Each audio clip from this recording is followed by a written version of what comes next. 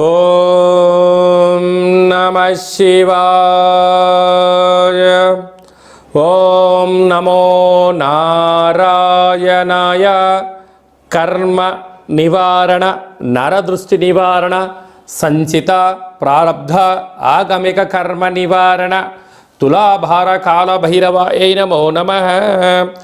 ఓం దిగంబరాయ విద్మహే గజవాహనాయ ధీమహి తన్నో కపాలకాల భైరవ ప్రచోదయాత్. ఓం ఇంద్రాణీ శక్తి దేవ్యై నమోస్తుతే. హరి ఓం. మా ఛానల్కి స్వాగతం. చూస్తున్న వీక్షకులకు, ప్రేక్షకులకు, ప్రియ కాళ భైరవ భగవద్బంధులకి స్వాగతం పలుకుతూ మమ్మల్ని ఎంతగానో ఆదరిస్తూ ఉండబడినటువంటి ప్రియ సోదర సోదరీమణులకు అందరిపైనను, సనాతన ధర్మ సంరక్షకులకు, జ్యోతిష్య అభిమానులకు అందరికీ కూడా స్వాగతం పలుకుతూ, ఆదివారం అమావాస్య పుష్యమి నక్షత్ర సందర్భంగా అందరికీ నిండు నూరేళ్ల ఆయురారోగ్యాలను ప్రసాదించాలని శ్రీ కాళీ సమేత కాళభైరవ స్వామిని వేడుకుందాం.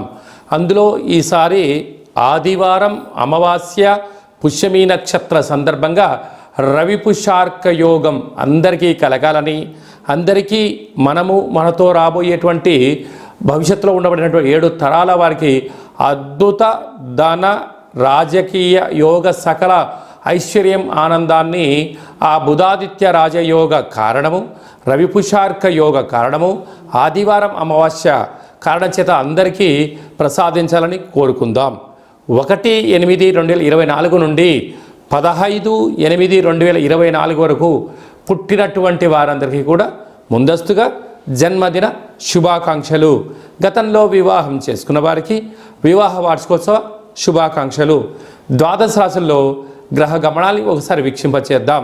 వృషభ రాశిలో కుజుడు మరియు దేవగురు బృహస్పతి సంచార స్థితి, కర్కాటక రాశిలో రవి సంచార స్థితి, సింహరాశిలో బుధ శుక్ర సంచార స్థితి, కన్యరాశిలో కేతు భగవానుడు సంచార స్థితి, కుంభరాశిలో శని భగవానుడు వక్రగమన సంచార స్థితి, మీనరాశిలో రాహు సంచార స్థితితో ద్వాదశ రాశుల్లో గ్రహ గమనాలు ఈ విధంగా ఉన్నాయి. కర్కాటక రాశి వారికి ఒకవైపు అష్టమస్థాన శని, మరొక వైపు ఆదివారం అమావాస్య పుష్యమి నక్షత్ర సందర్భంగా ఆ పుష్యమి నక్షత్రం కర్కాటక రాశిలో ఉండడం, కర్కాటక రాశిలోని రవి సంచారం చేయడం వలన ఎలాంటి ఉపయోగాలు, భగవంతుడి ఆశీస్సులు ఎలా పొందాలో ఈ వీడియోలో సవివరంగా సంపూర్ణంగా తెలుసుకుందాం. కర్కాటక రాశిలో ఏ నక్షత్రాలు వస్తాయనగా పునర్వసు నక్షత్రంలో చివరి పాదం 4వ పాదము, పుష్యమి నక్షత్రంలోని 4 పాదాలు, ఆశ్లేష నక్షత్రంలో 4 పాదాలు కలిపితే కర్కాటక రాశి. చాలామందికి పుట్టినటువంటి కాల సమయంలో డేటా ఆఫ్ బర్త్లో లేనటువంటి కారణం వలన పేరు యొక్క మొదటి అక్షరాన్ని అనుసరిస్తూ రాశిని తెలుసుకునే ప్రయత్నం చేద్దాం. హీ, హూ, హే, హో, డా, డి, డు, డే, డో అక్షరాల వారందరూ కూడా కర్కాటక రాశి జాతకులే. కర్కాటక రాశి యొక్క అధిపతి చంద్ర భగవానుడు. రాశిలోనే రవి సంచారం, రాశిలోనే పుష్యమి నక్షత్రం సంచారం చేయడం, ఒకవైపు అష్టమస్థాన శని భగవానుడు కుంభరాశిలో జలరాశిలో వక్రగమనంలో ఉండడం, ఈ ఆదివారం అమావాస్య పుష్యమి నక్షత్ర సందర్భంగా ఉండబడే వారందరూ కూడా మీరు వ్యవసాయ క్షేత్రాల్లో కానీ పొలాల్లో కానీ తెల్ల జిల్లెడి యొక్క వృక్షాలు చాలా కనపడుతూ ఉంటాయి. ముందుగానే చూసుకొని ఒక 6 రోజులు ముందుగా ప్రతిరోజు వెళ్ళి ఒక చెంబు నీళ్ళు పోసి దీపాన్ని పెట్టి రోజు దండం పెట్టుకొని రండి. ఆ ఆదివారం అమావాస్య రోజున పై కొమ్మలను తీసేసి భూమిలోంచి పెకలిస్తే వచ్చే స్వామివారే శ్వేతార్కవర సిద్ధి మహాగణపతి స్వామివారు. ఆయనను తీసుకొని వచ్చి బాగా మట్టిని కడిగి సింధూరాన్ని పూసి పూజా మందిరంలో ఉంచండి. అద్భుతమైనటువంటి ఆనందకరమైన విశేషమైనటువంటి ఆ సాక్షాత్గా వరసిద్ధి గణపతి స్వామికి ఆశీస్సులు కలిగి ఆనందం, అదృష్టం రాబోయే కాలమంతా సువర్ణ యుగం అని చెప్పి గమనించాలి. అలాగనే ఈ కాళ అమావాస్య, ఈ కాళాష్టమి సందర్భంగా ఇంట్లో ఒక కాళభైరవ స్వామి యొక్క దీపము, కాళభైరవ స్వామికి సౌభాగ్య ముడుపు, కాళభైరవ హోమం చేసుకోగలిగితే అదృష్టం మీ సొంతమవుతుంది. అలా కుదరలేనటువంటి వాళ్ళు ఈ కింద నెంబర్ సంప్రదించినట్లయితే మీ పేరు పైన ప్రత్యేకంగా కూష్మాండ దీపాన్ని కాళభైరవ హోమాన్ని చేయించి వీడియో కాల్ ద్వారా ప్రత్యక్షంగా చూపించి మీకు ప్రసాదాన్ని కూడా అందజేయడం జరుగుతుంటుంది. అలాగనే 2వ స్థానంలో బుధ శుక్ర సంచార స్థితి, తృతీయంలో కేతు సంచార స్థితి, అష్టమంలో శని సంచార స్థితి, భాగ్యంలో రాహు సంచార స్థితి, లాభంలో కుజగురు సంచార స్థితి కారణం వలన స్థిరాస్తులు చరాస్తులు మీ సొంతం కాబోతున్నాయి. కనుక ఈ అష్టమి రోజున, ఈ అమావాస్య రోజున దూర వాయు జల ప్రయాణాలు పెట్టుకోవద్దు. ప్రమాదాలు పొంచి ఉన్నాయి, జలగండాలు ఉన్నాయి. పవర్తో, మ్యాగ్నెట్తో, ఆయుధాలతో దయచేసి చెలగాటం ఆడవద్దు. అలాగా స్వయం వృత్తులు, సేవారంగాలు, వ్యాపారాలు, రియల్ ఎస్టేట్ రంగాలు, హోటల్ వ్యాపారాలు, సాఫ్ట్వేర్, హార్డ్వేర్ ఉద్యోగస్తులు, వ్యవసాయ సోదరీమణులు, గృహ భవన నిర్మాణ కార్యక్రమం చేసేవారు, అనేక రంగాల వారికి మంచి కాలం ఉంది. జాగ్రత్తగా దీపం ఉండగానే ఇల్లు చక్కబెట్టుకోండి. రాబోయే భవిష్యత్ అంతా కర్కాటక రాశి వారిదే అని చెప్పి గమనించాలి. ముఖ్యమైనటువంటి పండగల గురించి క్లుప్తంగా సవివరంగా సంపూర్ణంగా తెలుసుకుందాం. 4వ తారీఖు 8వ నెల 2024వ సంవత్సరంలో ఆషాఢమాస బహుళపక్ష ఆదివారము అమావాస్య పుష్యమీ నక్షత్ర సందర్భంగా చాలా మహోన్నతమైన పర్వకాలం అని చెప్పి గమనించాలి. ఆదివారం అమావాస్య వస్తేనే అందరికీ పెద్ద పండగ. అందులో పుష్యమీ నక్షత్రంతో కూడుకున్నటువంటి అమావాస్య కావడం వలన మనకు బహిర్ ప్రాంతాలలో వ్యవసాయ క్షేత్రాల్లో తెల్ల జిల్లేడు వృక్ష ఉండడం జరుగుతూ ఉంటుంది. ఏపుగా పెరిగినటువంటి వృక్ష దేవత కింద శ్వేతార్క వరసిద్ధి మహాగణపతి స్వామివారు వృక్ష రూపంలో ఉండడం జరుగుతుంటుంది. ఆ గణపతి స్వామివారిని తెచ్చుకొని గృహంలో ఉంచుకున్నట్లయితే మనకు భావి తరాలకు 7 తరాల వారికి అద్భుతమైన ఆనంద యోగం, అమృత యోగం, ధనయోగం, రాజకీయ యోగం కలుగుతుందని చెప్పి గమనించాలి. కనుక మనం అమావాస్య రోజు ఉదయాన్నే నిద్రలేచి ఇంటినల్లా శుద్ధి పెట్టుకొని మంగళ స్నానాలు చేసుకొని ఇంటికి మామిడాకులు కొబ్బరాకులను ఏర్పాటు చేసుకొని సూర్య నమస్కారం చేసి సూర్య భగవానికి అర్ఘ్యం వదిలిపెట్టడము, ఒక తెల్ల జిల్లేడు ఆకులలో చక్కెర పొంగలి పాయసాన్ని భగవంతుడికి నైవేద్యంగా ఏర్పాటు చేయడము, సూర్య నమస్కారాలు, సూర్య ఆసనాలు, సూర్యోపాసన, ఓం హ్రాం హ్రీం రౌం సహ సూర్యాయ నమః అనేటువంటి మంత్రాన్ని ఒక 108 సార్లు తప్పకుండా పారాయణం చేసినట్లయితే అద్భుత యోగం కలుగుతుందని చెప్పి గమనించగలగాలి. అలాగనే మధ్యాహ్నం పూట గతించినటువంటి పెద్దవారి పేరు పైన నువ్వులు, దర్భలు, నీళ్ళను వదిలిపెట్టడం, పక్షిరాజ వారైనటువంటి కాకిరాజు వారికి ఆహారాన్ని ఏర్పాటు చేయడం, గతించిన వారి పేరు పైన సునకపు మహారాజులకు ఆహారం ఏర్పాటు చేయడం, దేవాలయంలో బ్రాహ్మణుడికి స్వయంపాక దానాన్ని ఏర్పాటు చేయడం వలన గతించినటువంటి వారి యొక్క పితృదేవతల యొక్క ఆశీస్సులు ఉంటాయని చెప్పి గమనించాలి. సాయం సంధ్య కాగానే సాయంత్రం 4:30 నుండి 6 గంటల వరకు రాహుకాల సమయం ఉంటుంది కనుక ఇంట్లో ఒక అష్టదళ పద్మాన్ని వేసుకొని నిమ్మకాయలతో దీపాన్ని వెలిగించడము, విష్ణు సహస్రనామ పారాయణం కానీ లలిత సహస్రనామ పారాయణం చేయడం వలన ఇంటిలో రాహుకాలంలో చేసే పూజ ఫలిత ప్రభావం వలన నరదృష్టి, శత్రు ప్రభావాలు తొలగిపోతాయి. చీకటి పడ్డాక లేకుంటే ఉదయం కానీ ఇంటికి ఒక ఎర్రటి గుమ్మడికాయను దిష్టి తీసి పలగొట్టడం, దారం కలిగిన నిమ్మకాయని కట్ చేసి గడపకు ఇటువైపు అటువైపు పెట్టడం, కార్లను, ఫ్యాక్టరీలను, కర్మాగారాలను శుద్ధి పెట్టుకొని సాంబ్రాణితో ధూపం వేయడం వలన ప్రశాంతత కలుగుతుందని జరుగుతుంది.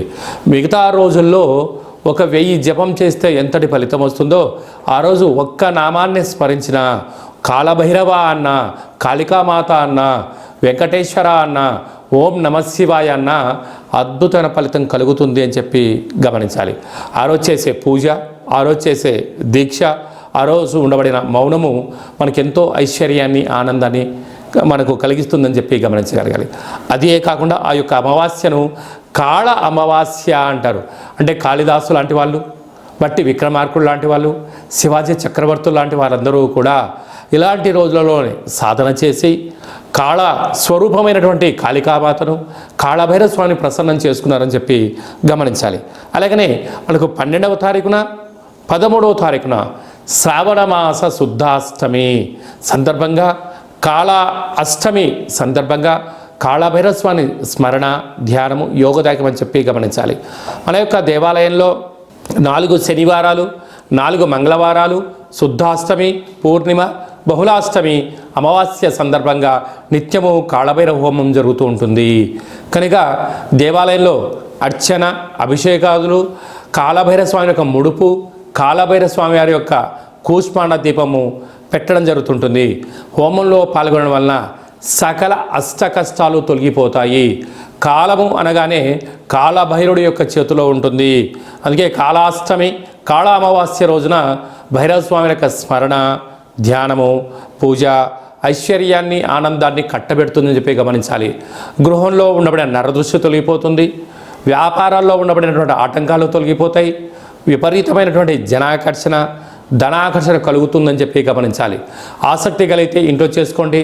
కుదరలేని పక్షంలో ఈ కింద నెంబర్ సంప్రదించినట్లయితే, మీ గోత్రనామంలో పంపించినట్లయితే వీడియో కాల్ ద్వారా చూపించి మీ పేరుపైన ఒక సౌభాగ్య ముడుపు, కూష్మాండ దీపము, హోమాన్ని చేయించి వాట్సాప్ కాల్ ద్వారా ప్రత్యక్ష ప్రసారాన్ని కూడా చేయించడం జరుగుతుందని చెప్పి గమనించాలి.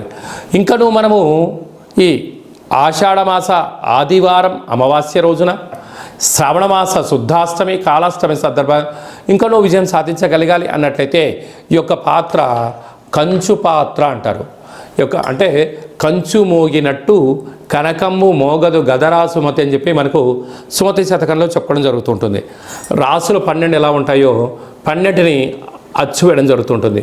పూజ చేసిన తదనంతరము ఈ యొక్క పాత్రను ఇలా ఎడమ చేతో పట్టుకొని కుడి చేతో ఈ కర సహాయం తీసుకొని ఇలా చిన్నగా శబ్దం చేసినట్లయితే ఓంకార శబ్దం రావడం జరుగుతుంటుంది.